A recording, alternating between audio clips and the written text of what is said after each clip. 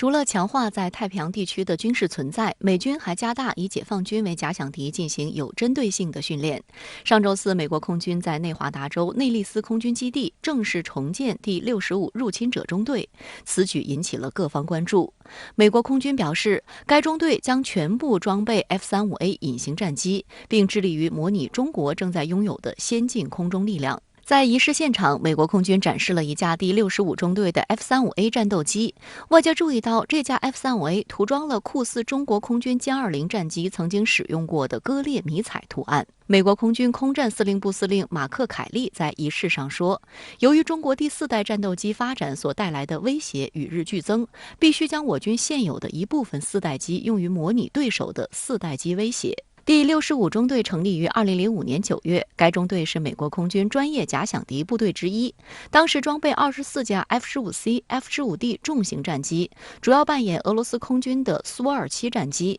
不过，2014年9月，第65中队因预算缩减而解散。而随着美国日益将中国作为战略竞争对手，美国空军于2019年宣布重新组建第65入侵者中队。新加坡相会上，尽管中美防长举行双边会谈，但美国对华军事围堵并没有缓和迹象。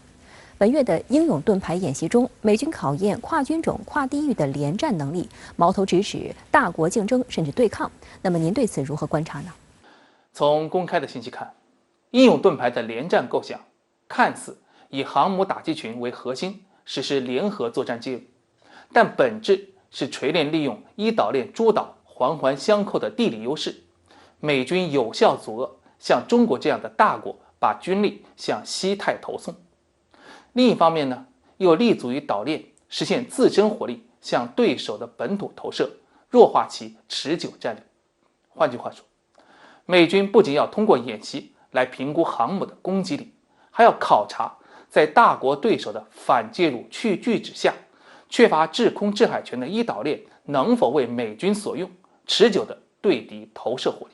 我注意到义勇盾牌里广泛用了美陆战队远征队的兵力兵器，模拟他们登陆目标岛屿，以此为基地，用强大火力打击敌方的舰艇编队。而美军传统的航母呢，则更多扮演后续增援，为基地提供掩护，确保相关的侦察监控、火力投射、后勤增援不受干扰。从这个角度看，美军恐怕不是在演练常见的海空决战，而是更讲究军种联合的远征前进基地作战，也就是 EABO。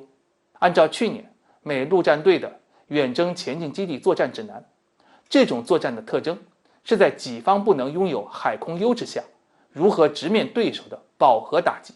利用坚守的孤立岛屿发扬火力，削弱乃至抵消对手的反介入区域拒止。可见参演英勇盾牌的美军确实很强大，但利益却是敌强我弱。我们能从中品味出什么呢？那就是美军主力距西太一岛链太远，海空兵力集群再强，有事到达时都会面临巨大的时间窗口，而对手的近海作战能力之强是毋庸置疑的。而本月由美国联合盟友进行的环太演习中，号称美海军陆战队改革试金石的滨海团将首度亮相。那么您觉得这个作战单位又将扮演什么样的角色呢？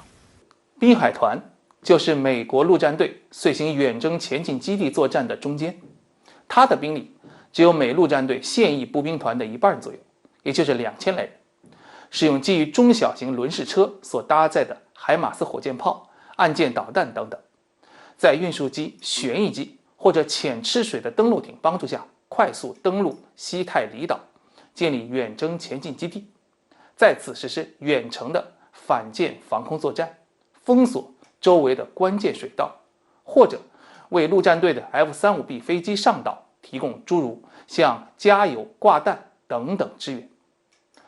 实际上，美军是拿上岛的滨海团充当不沉的航母来用的，以保证分布式杀伤效果。实际上，美国搞滨海团，与其说能在大国对抗中扮演主角，倒不如说是美国给盟国提供协防信心，鼓励盟友自觉地担起防务责任。美国人之所以把滨海团的首秀放到多国参演的环太演习，恰恰是寻求别国的合作，在东半球营造第二个北约盟军的氛围。这一点已经被日本的媒体所证实。像前年，美陆战队在琉球的伊江岛搞跳岛作战，全程模拟空中突击夺岛、空军运输机快运火箭炮、陆战队员迅速展开、射击完撤退等4个环节。日本的陆自全程观摩并参与作业。今年的2月呢，日本的陆海自又跟美军在宫古海峡附近的离岛进行了类似的远征前进基地演习。日本陆自为美军提供了从反潜到护航以及电子对抗等等保障，这些都能为今后美军滨海团的投送和作战提供便利。因此，我们今后不仅要警惕美滨海团在我周边出没，